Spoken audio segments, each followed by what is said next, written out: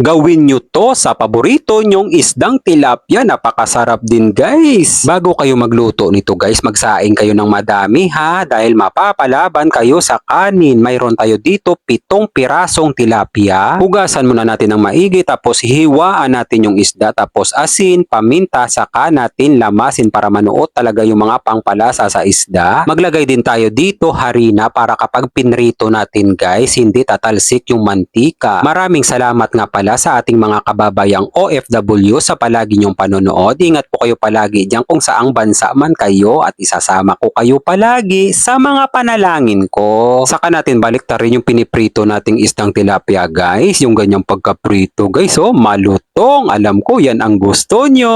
Kung saan tayo nagprito, doon na din tayo mag-isa. Luya muna, tapos sibuyas, bawang. Maglagay na din tayo agad ng paminta. Gisahin natin ng maigi. Papalabasin natin yung masarap na aroma. Tapos tomato paste, 2 kutsara. Tapos tomato sauce, 6 na kutsara pala yan guys. Kapag naigisa na natin ng maigi, ilagay na natin yung patatas saka carrots. Gisahin lang natin to guys. Tapos maglagay na tayo agad tubig, 1 litro. Toyo, 1 kutsara. Pangpalasa, seasoning. Tapos chicken powder, 1 kutsarita. 2 kutsaritang asukal, pangpabalance ng lasa. Pakukuluan lang natin ng 1 kulo. Maraming salamat nga pala sa ating mga followers sa palagi nyong panonood. Ingat po kayo palagi dyan kung saang lugar man kayo. Pag kumulo na guys, ilagay na natin yung naprito nating isdang tilapia. Tapos pakukuluan natin to sa loob ng 10 minuto. Pagkalipas ng 10 minuto, tikman natin guys. Nung tinikman ko guys, napakasarap. Kampyon na ang lasa. Maglalagay din tayo dito pineapple, pangpabango at pangpasarap, larang pula. Pakukuluan lang natin to na mga ilang minuto. Luto na guys. Isa lang ang masasabi ko guys. Ito na yung pinakamasarap na kalderetang tilapia na lulutuin mo. Tingnan nyo naman guys, oh. Napaka-aesthetic, nakakatakam. Walang halong emi guys. Napakasarap nito. Madalas ko to niluluto para sa family ko. Sarap na sarap sila dito. Pasalamatan muna natin. God, maraming salamat po sa biyaya na binibigay nyo sa araw-araw. I-bless nyo po yung food na magiging silbing lakas sa katawan namin. Amen.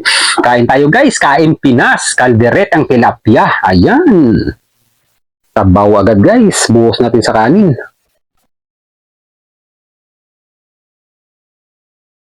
Yun. Para sa inyong lahat guys. First bite. Sarap.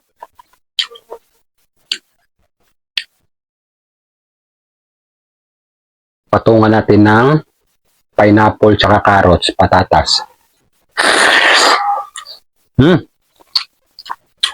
Kampyon ang lasa.